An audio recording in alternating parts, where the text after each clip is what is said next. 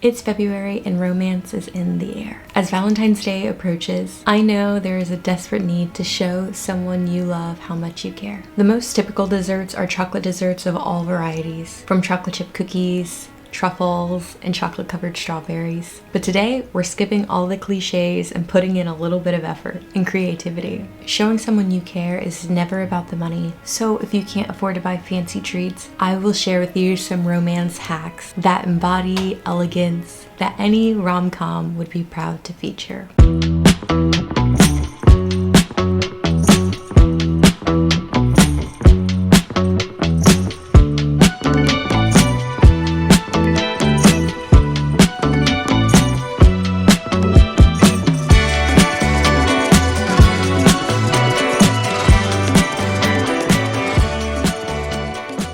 First, I'd like to say that I am a hopeless romantic, and in truth, there isn't a hack to love, but there are things that you can set in place to reignite or start up a spark. Romantic relationships require maintenance, time, and care, but sometimes we can use new ideas to inspire sentimental moments. When choosing a pastry or dessert for Valentine's Day, make sure that it is thoughtful and intentional, that it's meticulous and well planned. Leave space to express yourself and clear your intentions through details and timing. It's important to know your partner's love language. If it's quality time, consider making the pastry or the dessert together. If it's touch and intimacy, try doing a blindfolded taste test where you get to guess which desserts you're trying. You can elevate the dessert experience by aligning it to your partner's wants and needs. And that's how you pick like the perfect romantic Valentine's Day dessert. Okay, now that you kind of know the basics of what we're looking for, here are some of the most romantic Valentine's Day desserts. Number one is red velvet. Red velvet is a top tier dessert on its own. I personally feel that it's an underrated dessert, but its diversity works wonders. For those who don't know, red velvet is a half vanilla, half chocolate cake kind of mixed together and then dyed red with this cream cheese frosting on the top. So delicious. It just melts in your mouth when you take a bite. I believe that a warm cake is the best cake.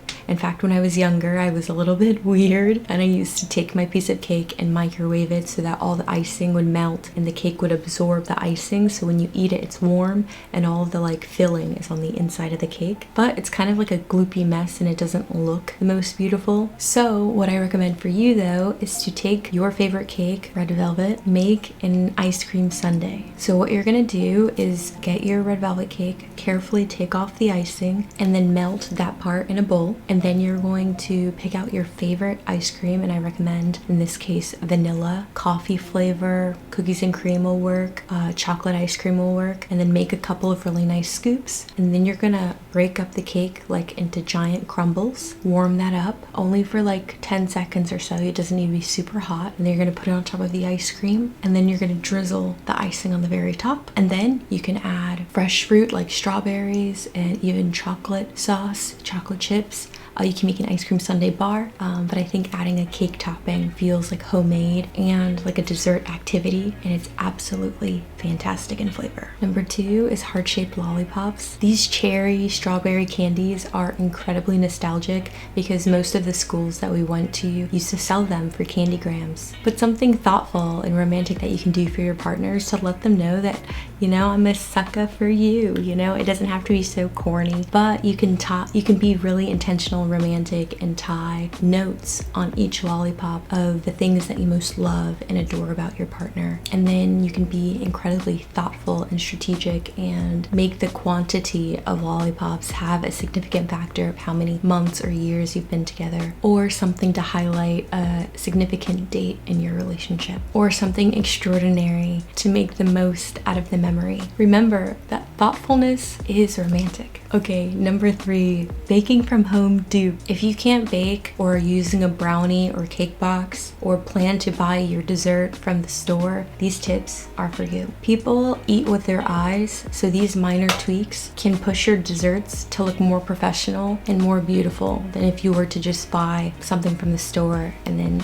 put it on a table. If you're making brownies, add toasted pecans or almonds and carefully feather them across the top into an intricate pattern of like either circles or like layered in squares across. Take the extra time to make sure that they have a neat formation before baking. Also, when you take the brownies out of the oven, allow them to properly cool first and then put them in the fridge to set for about an hour. Then with hot water in your knife, dip it in the hot water, slice into the brownies. Careful to dip it in the hot water again and clean it off every time to have very neat, intricate squares. You don't want all of your hard baking work to look like you kind of cut it with your hand. You want it to be so neat and refined. Attention to detail is really key here to like elevate this homemade dessert. This will boost your presentation double times over. If you insist on making a creme brulee, know that you can infuse the milk and cream with any flavor of your desires. I recommend things like lavender, almonds, toast your almonds for 350, mixing it every 15 minutes until they're nice and toasty, and then heat up your milk and cream right before a simmer. You only want it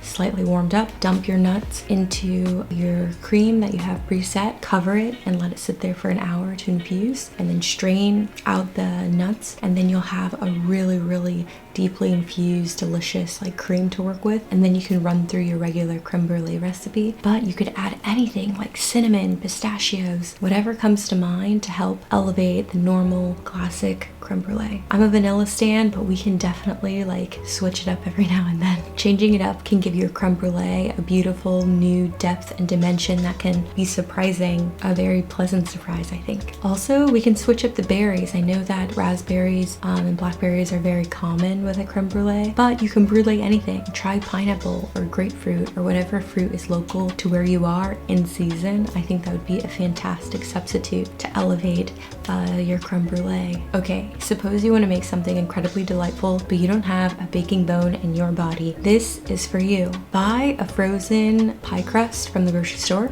I think it's like $3. Follow the instructions. I think it's like $3.50 for maybe 30 minutes. Just bake it in the oven, and then select your favorite berries of any kind and throw it into a saucepan. Equal part berries, equal part sugar, and just let it cook down until it's like a jammy consistency where most of the water is like evaporated. Continue to stir it constantly so it doesn't burn at the bottom. You want it on like medium heat. Once your pie crust is cooled and your jam is cooled, add your jam to the bottom of the pie crust, and then Google how to make a whipped cream. Follow that recipe, but to elevate it, if you want, you could add a little bit of cinnamon or whichever flavor that you'd like to just kind of bring it to life a little bit. Most of the recipes have you add vanilla extract, but whatever you do add, buy the best quality that you can find. I recommend maybe an almond extract. I think that can be really beautiful. You don't need a lot, only like a teaspoon for, let's say, like a quart of a quantity. But the key here is to taste as you go to make sure that it's the flavor profile that you want. If you want to elevate your game even more, use that same whipped cream recipe, but use mascarpone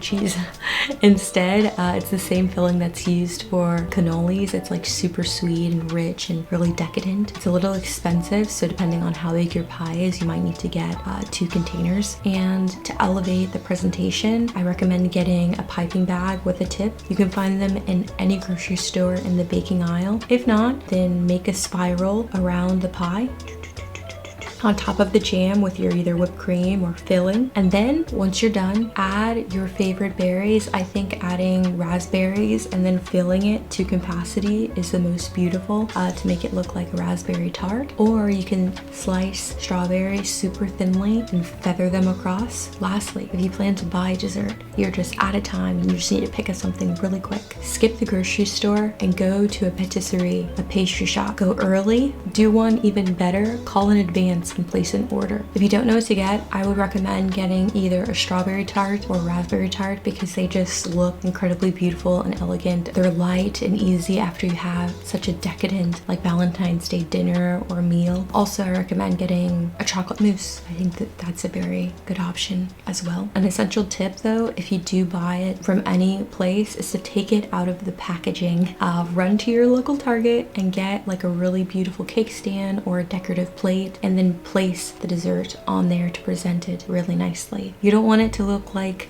oh, I have this grocery bag, I just picked this up at the store and then hand it to somebody. You want it to look like you put in the effort to present it and set it and then give it to somebody as a gift. You know, you don't want any work involved. It's a gift. So you want it to look well presented and ready to enjoy. These are all the romantic tips for desserts for Valentine's Day that I have for you. If you have any of your own advice and tips, leave them down in the comments. I'm sure someone can find great use out of them. I would love to know your thoughts on what you're getting your boo for Valentine's Day. What are your favorite all-time Valentine's Day desserts that I've missed? But that's it. I hope you enjoyed the video. If you did, consider subscribing below. And as always, live life with love and love food with life. Bye guys.